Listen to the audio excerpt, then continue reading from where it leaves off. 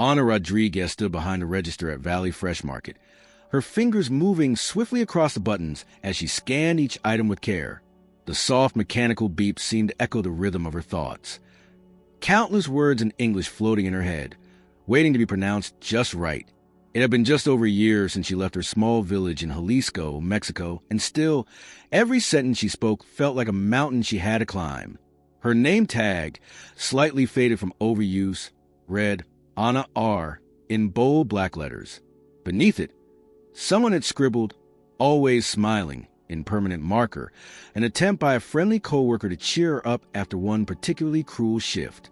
And it was true, Ana did smile. Not because everything was fine, but because she refused to let anyone see how hard it truly was. The supermarket buzzed with the usual chaos of a mid-afternoon rush. Mothers with carts full of cereal and juice, elderly men comparing prices of canned beans, teenagers grabbing energy drinks. Life moved quickly here in Fresno, California. Too quickly, sometimes. Ana often felt like a still photo in a world running on fast-forward. She greeted each customer with the same soft, melodic "good afternoon," her accent wrapping warmly around the English syllables. Most people responded with polite nod or distracted "hi," but some didn't bother hiding the way their eyebrows arched when she spoke. "2382, please," she said, carefully enunciating each number as she handed a receipt to a woman with 3 restless children. The woman didn't look at her. Ana was used to that. Then came the man, tall, balding, with a beer belly pushing against a faded baseball jersey.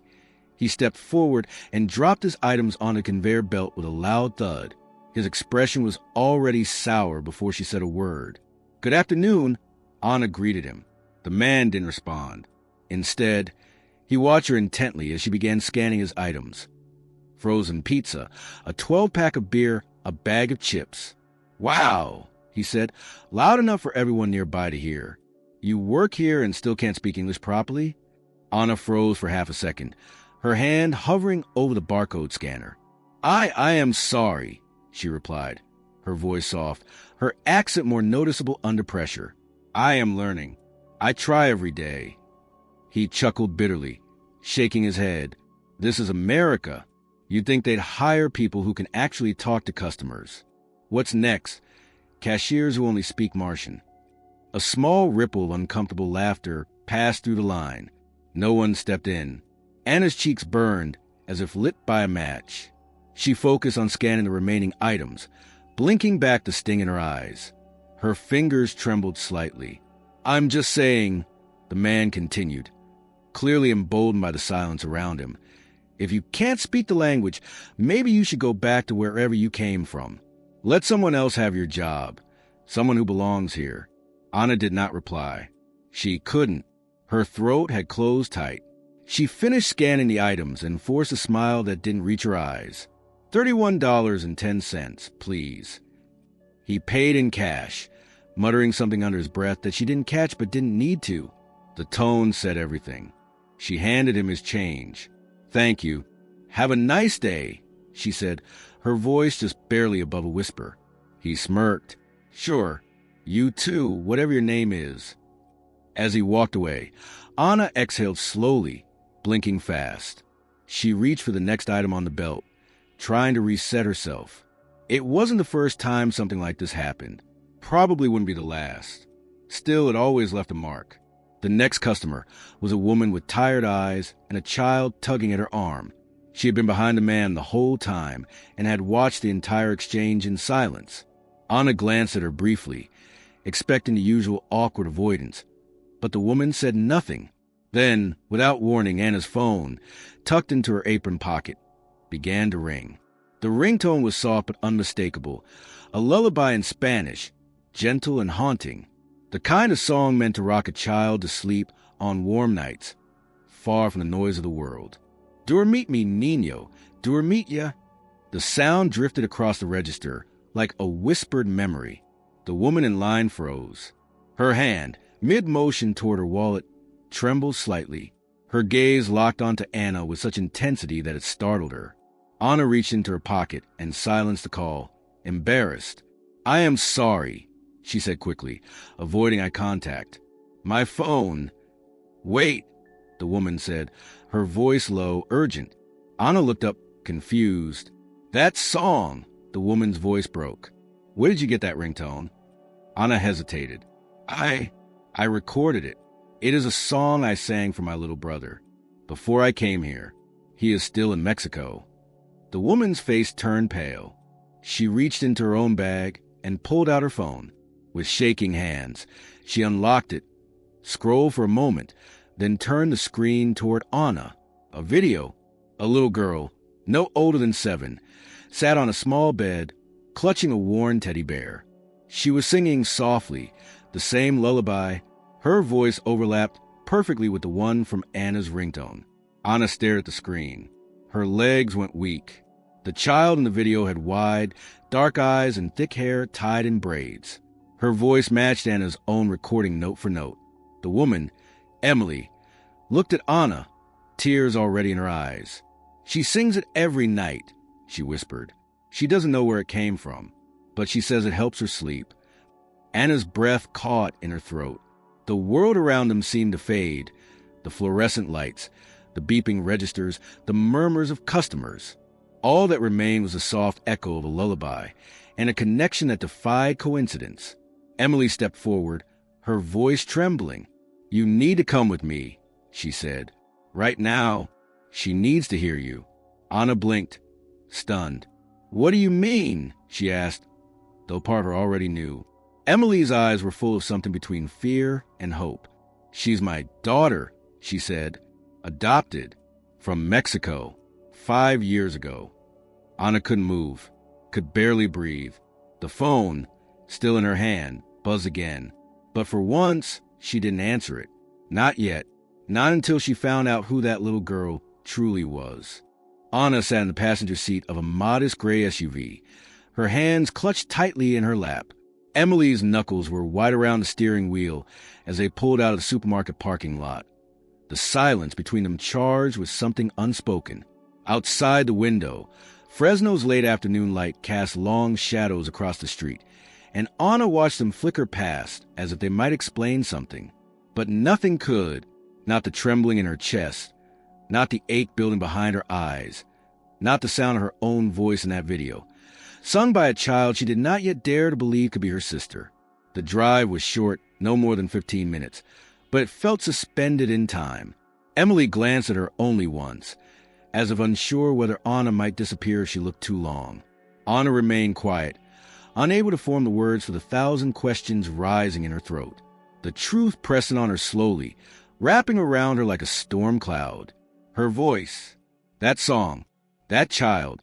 She had sent that recording to the orphanage years ago, one of many lullabies she used to sing to comfort her siblings. It had been the only way to reach them once she left for the United States. Her voice in the darkness, hoping it might find them somehow. They arrived at a small beige house with neatly trimmed lawn and toys scattered across the porch. Emily parked the car, turned off the ignition, and sat in silence. Anna waited, not sure whether to speak or move.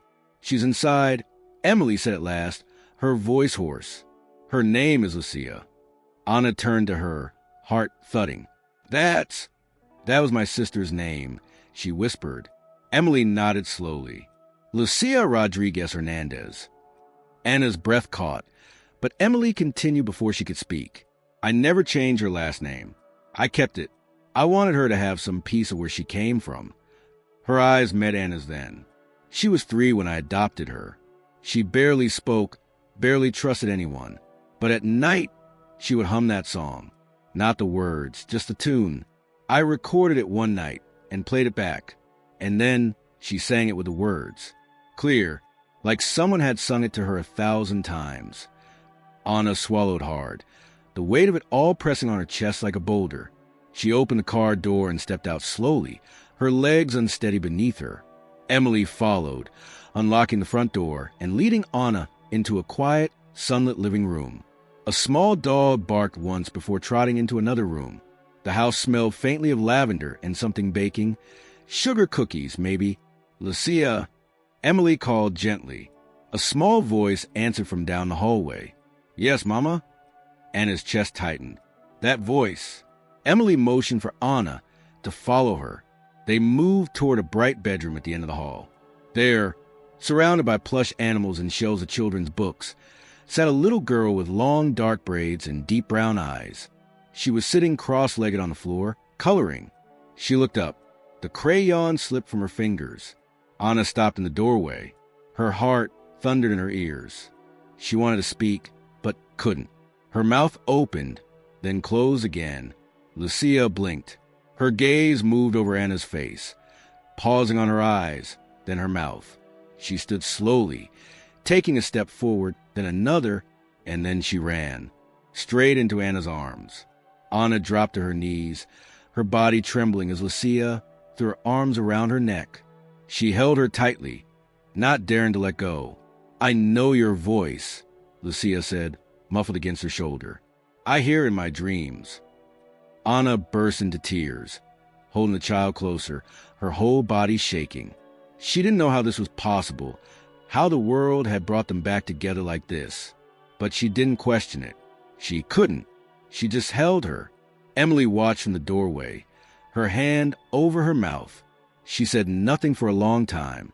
When Anna finally looked up, her face wet with tears, Emily walked in slowly and sat on the edge of the bed.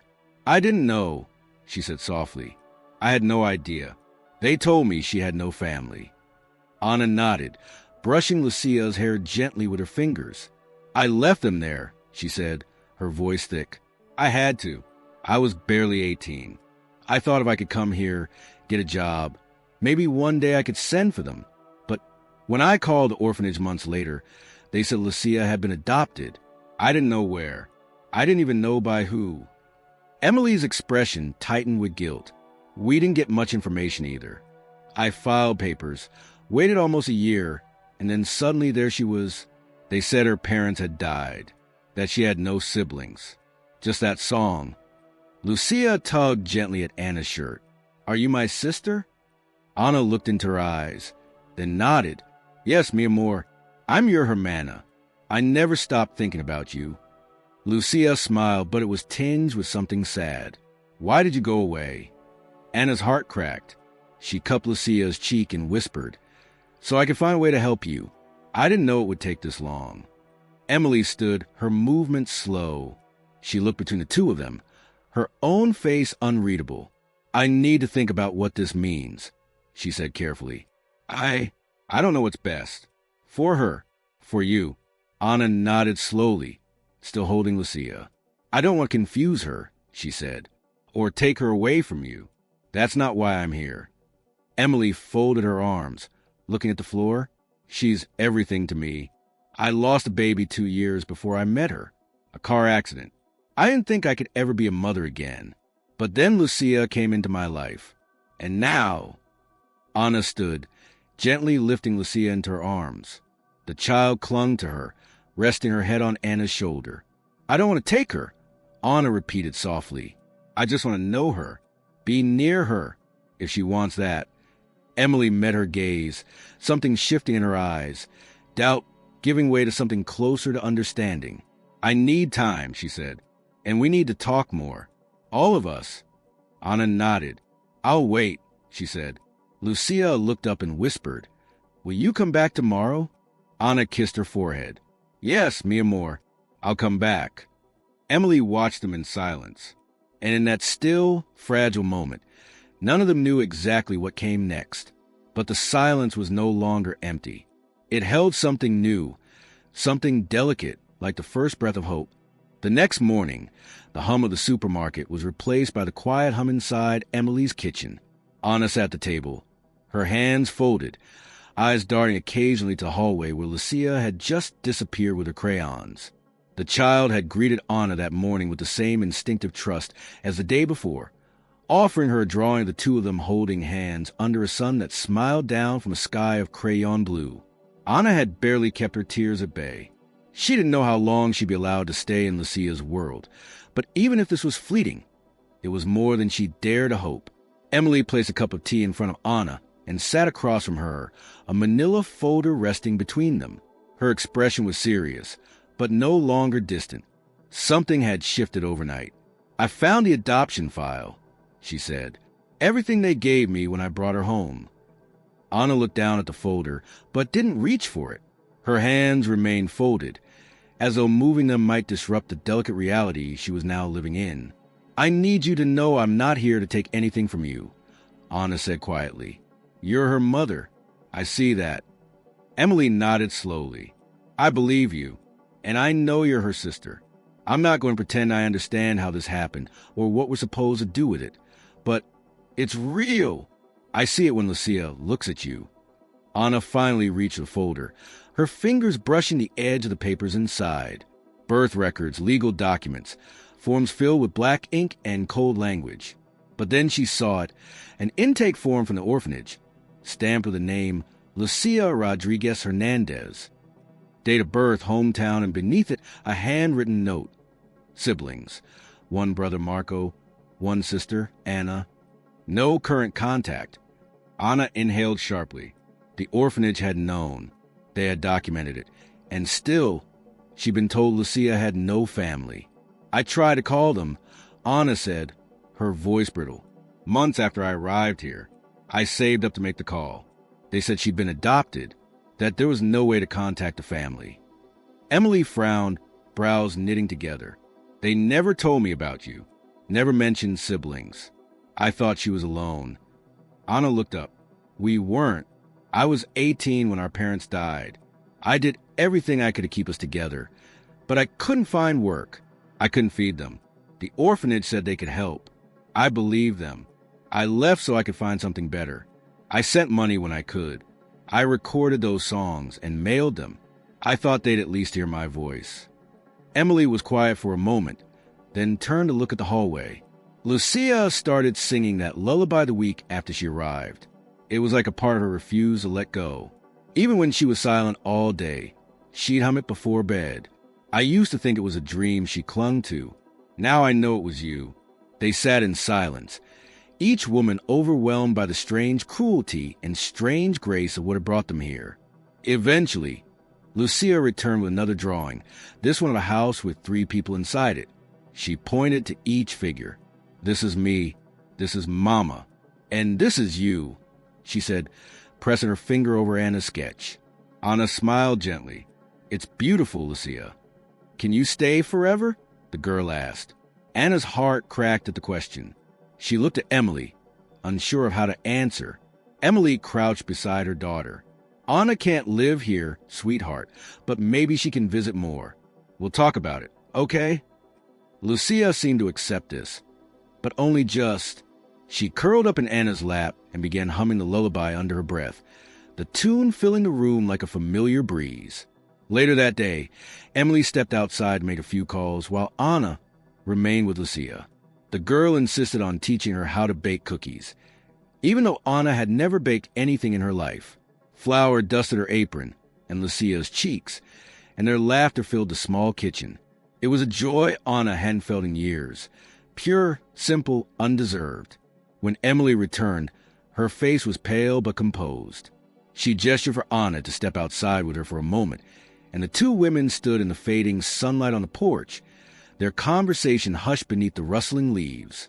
I spoke to a friend of mine, Emily said. She's a family lawyer.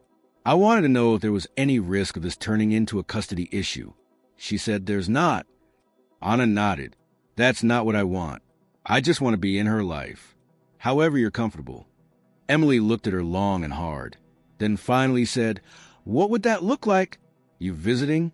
Weekends? Birthdays? I don't know yet, Anna admitted. Maybe we just start with this. Spending time.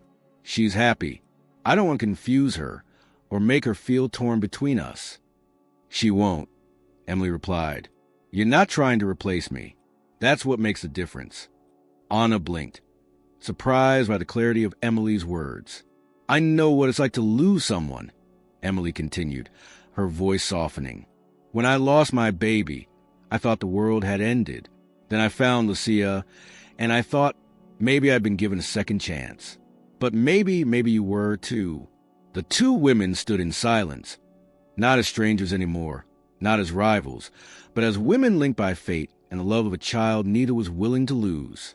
That evening, when Anna returned to her small apartment, it felt emptier than before. The walls were the same, the single-frame photo of her family still perched on the dresser, but something had shifted inside her. She didn't feel alone anymore. Not completely.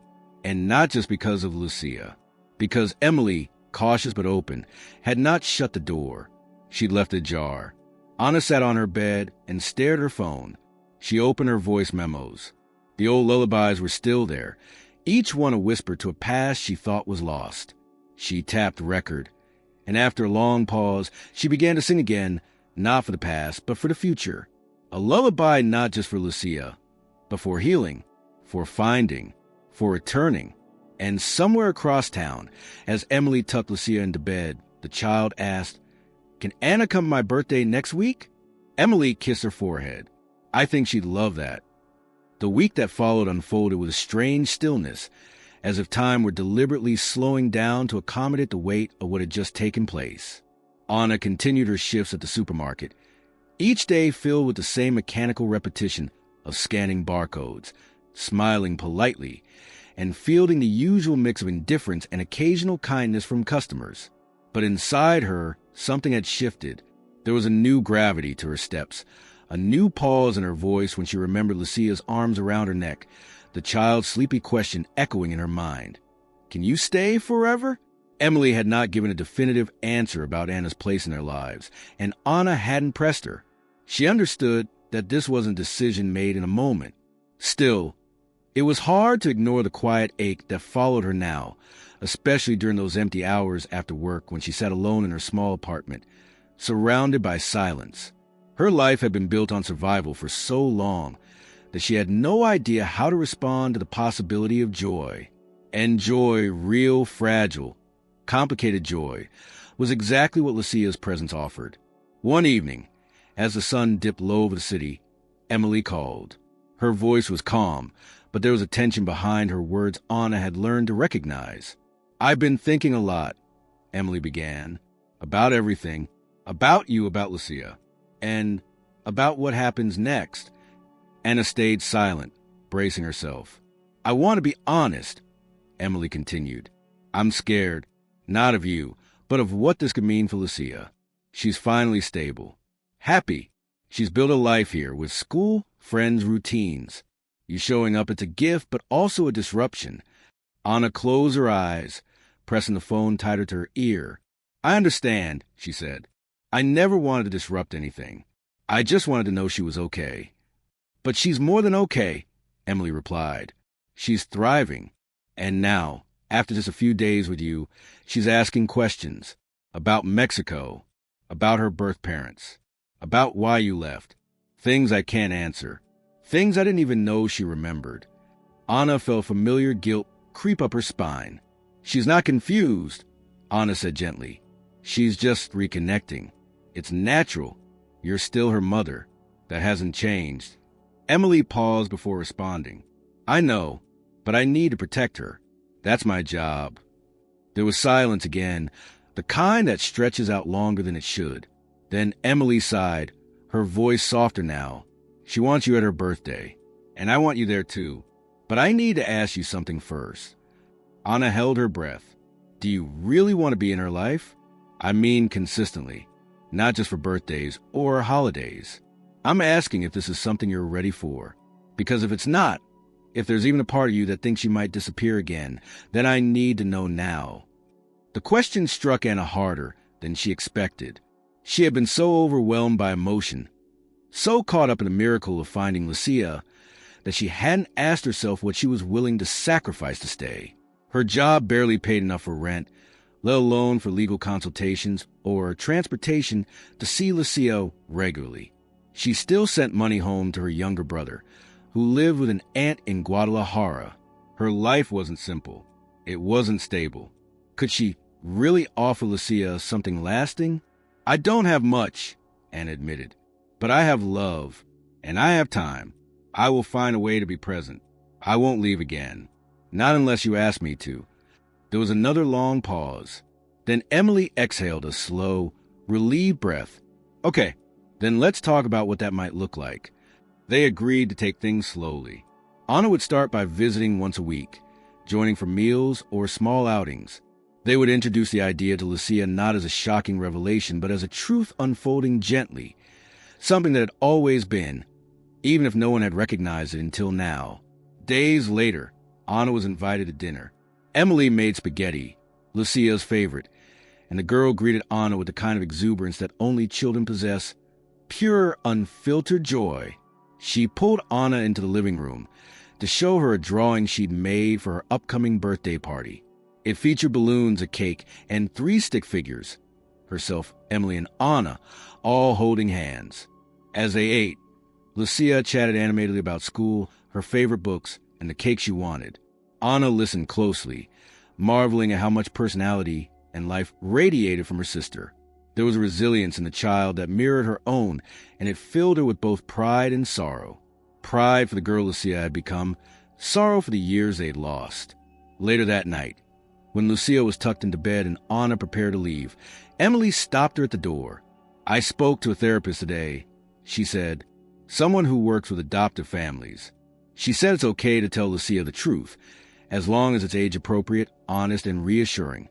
She doesn't need to know all the details now, just enough to understand that she wasn't abandoned, that her family never stopped loving her." Anna nodded, grateful beyond words. "I'll follow your lead," she said.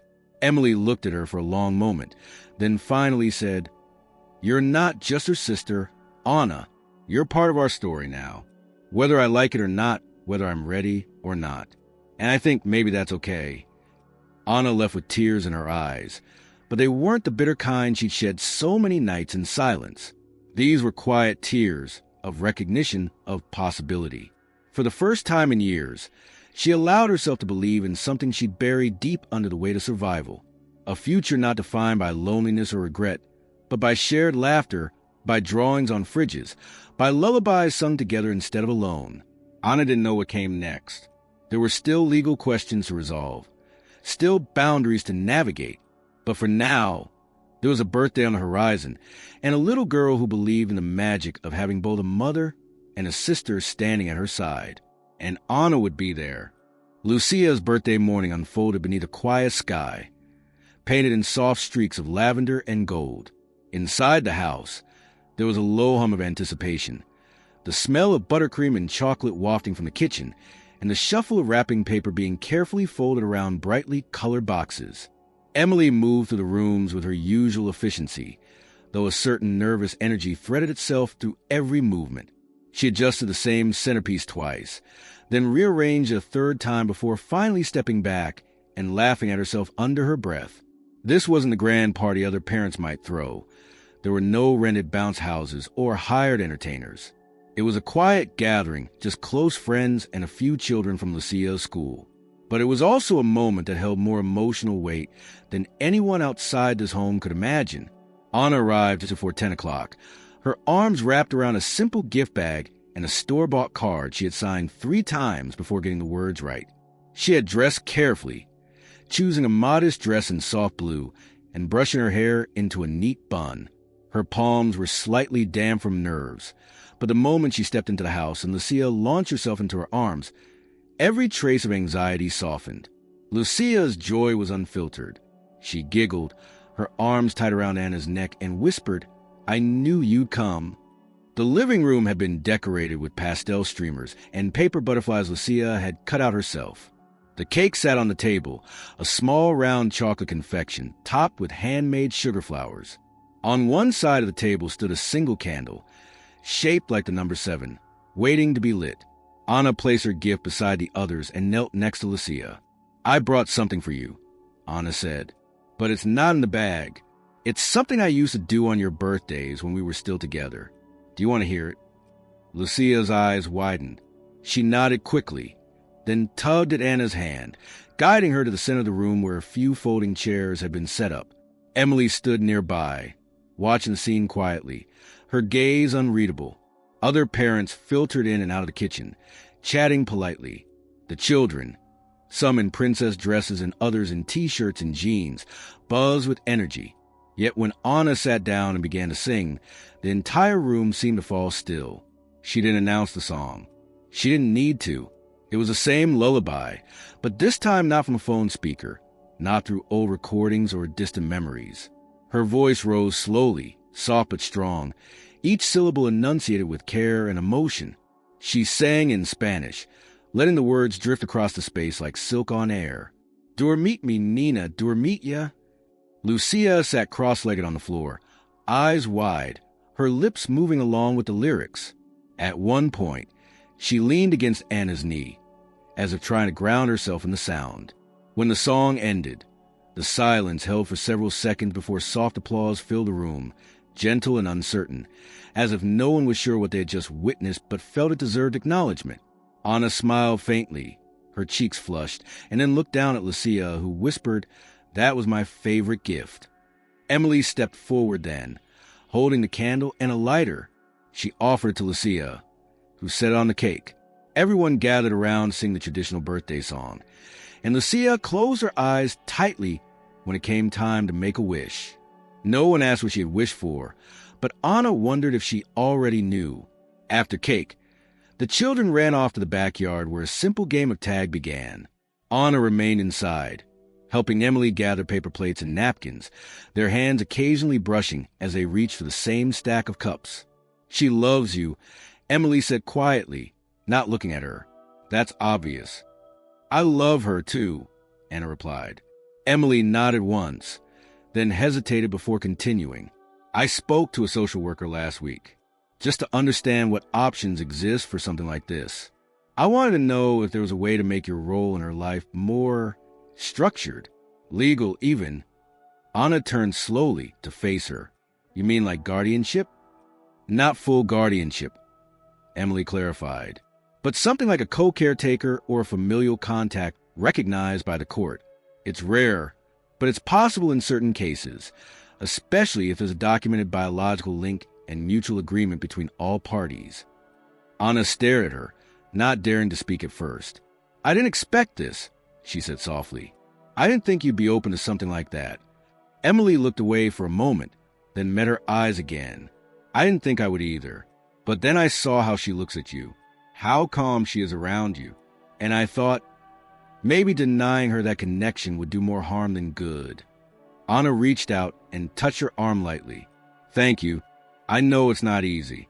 I know you're giving more than you have to." Emily offered a weak smile. "I'm not doing it for you. I'm doing it for her. But I won't pretend I haven't come to care about you, too. You've handled all this with grace. That matters." Later that afternoon, after most of the guests had left, Anna stayed to help clean up. Lucia sat on the floor, tired from excitement, playing quietly with her new toys. Emily brought out 2 cups of coffee and sat on the couch, inviting Anna to join her. "She asked me last night if she was adopted," Emily said suddenly. "I didn't expect the question to come so soon. I thought we had more time." "What did you say?" Anna asked, her voice steady but low. "I told her yes, and I told her that adoption is just another way families are made. That sometimes, when life is difficult, love finds a way to bring people together anyway." Anna nodded slowly. "Did you tell her about me?" Emily hesitated. "Not everything. Just that you're her sister. That we didn't know before, but now we do. And that it's something good. Something worth celebrating." Anna's throat tightened. She looked over at Lucia, who had curled up on a blanket with a new stuffed animal and was already beginning to drift off. "She's going to have questions," Anna said, "about Mexico, about our parents, about what happened." Emily sipped her coffee. "Then we'll answer them, together, when she's ready." Anna let out a long breath, letting the weight of that promise settle into her bones. Together, the word was heavy with meaning. As the sky darkened and Anna prepared to leave, Lucia stirred slightly and mumbled, "Can you sing the song again later?" Anna bent down and kissed her forehead. "Always," she whispered. She turned back to Emily at the door. "I'll be here next week, and the week after, however often you'll have me." Emily nodded. "Let's take it 1 week at a time. But yes, we'll figure this out." Anna stepped out into the evening air, the quiet of the neighborhood a stark contrast to the storm that had carried her to this moment. She walked slowly down the path to the sidewalk, her hands empty, but her heart full. She had come to America searching for a future, She never expected to find her past waiting for her at the checkout line. And now, because of one song and the courage to stay, she had both.